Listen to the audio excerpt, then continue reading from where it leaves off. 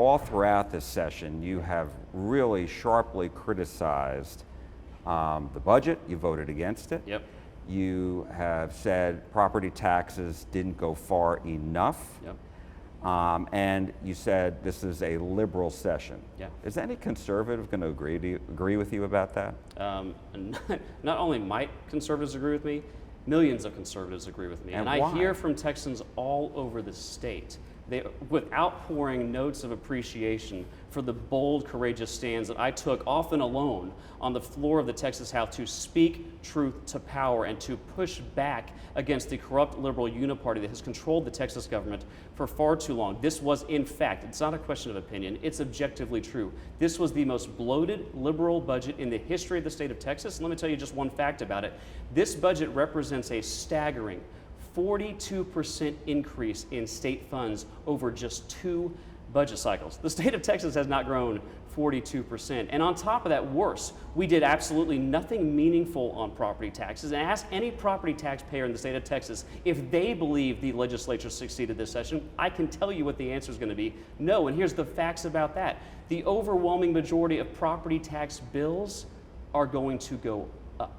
So that's the truth about property taxes. If we're going to have a special session, it should be to address that, because if the voters of Texas wanted us to do one thing, if they gave us one job this session, it was to cut their property taxes immediately and put our state on a path to full elimination. And quite frankly, I offered budget amendments, over 30 of them, on our budget, and I identified $90 billion that we could cut out of our budget, and we could have cut people's property taxes in half, or about 40%, almost immediately. Give me some examples. And by the way, real quick, but on the spending, I got one more sentence on the budget, because it's not just what we didn't do on the property tax relief, it's what we did do. Our budget doubles down on DEI. It doubles down on liberal transgender indoctrination in our public universities. And it doubles down on crony, corporatist, corporate welfare. We are stealing money from Texans and using it to bribe companies to move here from California, and then not making these rich companies pay the same property tax bills that ma and pa shops and people that have been servicing their community for generations, or individuals or entrepreneurs. It's just wrong, and Texans deserve better. Okay, so you said a lot. Yeah. So let's break it down. Let's do it. So first, going back to the property tax relief. Yeah. So-called property tax relief. The governor, the lieutenant governor, all the way down, said it's a quarter of the budget, $51 billion, goes to property tax relief. Everybody's like, how do you get to that number? Yes. Because I've asked that question. Yeah, you've had a hard time getting an answer, haven't you? Well, what they say is that it's all of the property tax relief that has been baked in already, the increases that are in the Texas Constitution. The government still has to fund that, right? I mean, the government. We're talking about property tax relief packages that were passed in 2019, 2023, et cetera. Yeah. Right. Yeah. So that still is in there, and then this is additional money, $10 billion, they said, this year. So you're saying it's not far enough. Now, when I talked to the Texas comptroller in January, he told me of the nearly $24 billion in the surplus, more than half of that came from what was left over in 2023 that was not spent. So that's what he told me. It was just leftover money. Yeah. So you're saying all that money should have gone back to in property tax relief. So there's a lot to unpack. Is that right? Well, yes, at a minimum. Okay. I mean, I called for $90 billion to be the property tax. How do you get to that number? I mean, it just seems excessive. Well, it doesn't seem excessive if we were fiscally conservative and didn't pass the $10 to $20 billion in new corporate welfare, which is where most of the surplus went. But yes, at a bare minimum, if we started the session with a $24 billion surplus, let me be real clear, we didn't get there because we've been fiscally conservative. We got there because we've been overtaxing the hardworking men and women of the state of Texas, and we started the session with a $24 billion pile of their money on the surplus, and a nearly $30 billion pile of their money in the rainy day fund. And if we had done a 15% budget cut across the board, which is what we should have done after the explosion of spending just 2 years ago, that gets us the bulk of the way to my $90 billion money. And with that kind of cost savings and government cuts, by the way, these are cuts that no Texan would even notice that it happened. We could cut people's property tax bill down by about 40%, or could have, almost immediately and put our state on a trajectory to full elimination. But as far as the $50 billion or $52 billion, I do want to say a couple words about that. Number one, I have a standing request in to the Legislative Budget Board to detail to me exactly how they get to $52 billion. It's hard for people to understand the math on that, but let's stipulate it, because this is worse. Let's say that it's true. Let's say a quarter of the budget is in fact being spent on property tax relief. That's actually worse. Why is that worse?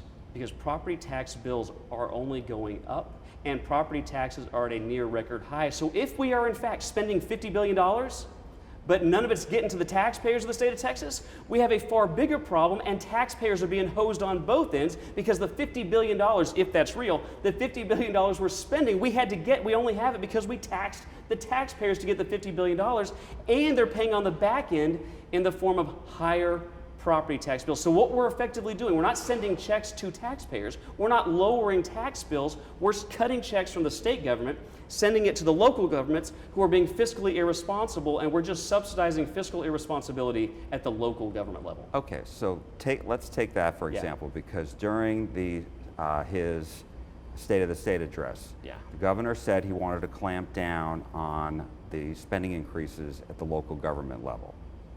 In 2023, according to the Texas Comptroller's Office, local spending by cities as far as property taxes went up by 10%. In 2023 on the county level, they went up by 10%. In 2023 from specialized districts, they went up by 20%. It was 10% on the county and 10% on the state. So given all that, the reductions were there for schools. So what did people see? People saw their taxes go up. I think it was very little, but they still went up, according to the Texas Comptroller's report.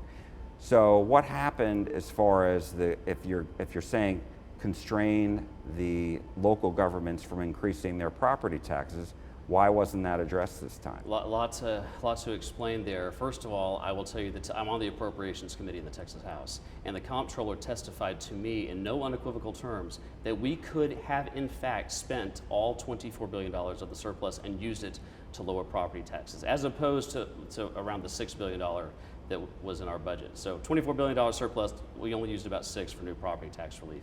As to local governments raising property taxes, that's absolutely happening. And I've been championing a bill for years to do it what I think should be the lowest of low-hanging fruit when it comes to property tax reform, which is if we can't eliminate property taxes, which we should, if we can't substantially lower them, which we should all be able to agree that at least we should stop the property tax bills from being increased unless it was approved by voters in an election. I have had a bill on this for years, but the leadership of the Texas House refuses to let it even be debated, much less voted on. I actually believe that bill would pass. So we've got, there's a lot of guilt to go around here, but I'm tired of, look, I got elected to a state level office. My colleagues are state level officials in the state of Texas, and I'm sick and tired of them shifting the burden to others. And when a lot of people in Austin want to scapegoat the local elected officials, and look, there's blame there for sure, by saying, oh no, it's not the state that is raising property taxes, it's the local governments. Let me be really clear about this.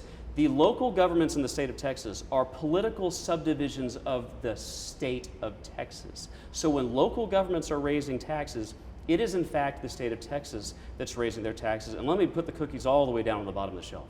If you're one of the 30 million hardworking men and women of the state of Texas who's doing everything in your power to put food on the table and gas in the tank and provide for your family, at the end of the year, there's only one thing that matters. Did your property tax bill go up, or did it go down? And I am telling you, as a matter of fact, the majority of property tax bills are going up. And what does that mean? We could talk about the economics and the finances of this all day. At the end of the day, for me, though, this is a moral issue. This is an ethical issue.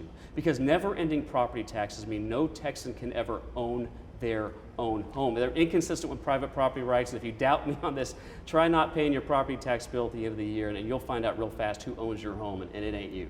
So what's the alternative? The alternative that I've heard is, because I talked to an expert about this 2 years ago. How do you eliminate the property tax? This expert, who used to work in the state government, said you can do it, but it would take about 20 years to gradually bring it down, because the state would have to, where's the revenue going to come from? So the other option is to do what's called a consumption tax, or raise the state sales tax from what, 6% now to what, 20%? No, I reject all of that. And there's some, So you there's don't some think, look, there's so some, what would your idea there's be? some very faulty assumptions in there. Number one, they're assuming that the government needs every penny that it's getting today. That's a ridiculous assumption. That's the type of assumption maybe liberal Democrats support, but it's not the kind of approach that conservative Republicans in the state of Texas want. They want government to be smaller. So number one, I'm not looking to replace every dollar because we should be shrinking the size of government. Like I said, we should have a 15% cut across the board. So that's number one. We need to cut government. Unless we realize that. And I'll be real clear on this point too. Any politician in Texas who's talking about property tax cuts but is not fighting for spending cuts is fundamentally unserious. You cannot support property tax relief if you're not talking about cutting the size and scope of government. So you want a 15% spending cut across the board? 15% across, that would just get us back to where we were 2 years ago. So where is your spending level? I mean, because there also has been I think if we went back to 2 budget cycles ago, that would be a huge start. 2021. And all of the crony corporatist corporate welfare that we passed, that was between 10 and 30 billion. Take half the rainy day fund, that's 15 billion, 24 billion of the surplus. I'm telling you, I can get to that 90 real quick and my team will send you the numbers on this. But here's the other point that I want to make on this whole, this canard, this red herring, that, well, if we got rid of property taxes, we'd have to have a sales tax of 22%. That's just not true. Number one, we cut spending so we don't have that much to replace. But number two, if you broaden the base of the sales tax and cut the property taxes, one of the biggest drivers of costs for small businesses across the state of Texas is how much they're having to pay just to pay rent on their businesses. Prices would go down, and if the base were broadened, I'm not sure we'd have to have that much of an increase in the sales tax rate at all. So all this is fear-mongering from people who do not want to disrupt the liberal status quo. So when you talk about broadening the base, Yeah. so gardening services, there'd be a sales tax. On all the things that are exempt, legal services that they don't pay a sales tax, that would be, people would pay a sales tax, I think those are the types of right? discussions that would need to be had. Okay. What would be broad, what would be included, what would be excluded. But keep in mind the trade-off is that Texas would be a state in this country that doesn't have an income tax. It wouldn't have a property taxes. People could finally own their own home. We would be supporting private property rights. And Texas would go from not just being one of the primary economic engines in America. The state of Texas would be the economic juggernaut of the planet. And Texans would be the most free people on planet Earth. And that's my goal. That's what I'm fighting for every single day in the government of the state of Texas. Let's talk about another potential topic that may come up in the special session, and that's redistricting. Yep. Redrawing congressional districts in Texas. There was a New York Times report, plus I've talked to other members of the legislature like yourself and asked about, I mean, the president wants Texas to redraw the congressional districts to favor Republicans, increase the number of Republicans before the 2026 election. Is this something you support and hope that the governor adds to the special session? I want to do everything I can to make sure that the Congress at the federal level stays in Republican control. That's what I think the majority of Texans want, and I firmly want the legislature of the state of Texas to do everything we can to support President Trump and his agenda. And if we can get some more congressional seats that are commensurate and appropriate to the makeup of the state of Texas, that's something we should do. But I don't want to miss the biggest point on the special sessions, is that the 89th legislative session, I firmly believe, was a liberal train wreck. The people of Texas are less free because the 89th session happened. Government grew, liberty shrunk, people are less free. And if we're gonna go back to Austin, we better take care of the single biggest failure that came out of the 89th, and that's the issue of property taxes. I don't want to go down there just to do one thing. If we're going to be in Austin, we should make up for some of the liberal damage that came out of the 89th session in the last 5 months. Do you think that's going to happen? It needs to. And I was the first elected official, I think, to call for a special session on the issue of property taxes. I was the first elected official to call for countless bills to be vetoed. I even joked online that if I were the governor, my staff would be having to shop for veto pins at Costco or at Sam's Club because there were that many bills that needed to stop from becoming law. Unfortunately, many of them got signed or were allowed to become law, including things like the biggest teacher union bribe in history, stealing $1.5 billion out of Texans' back pocket to give to liberal Hollywood. I mean, here's the short reality. Texans are less free right now than they were when this legislature gavelled in January, and the hardworking, freedom-loving men and women of the state of Texas deserve much better than they're getting from their government.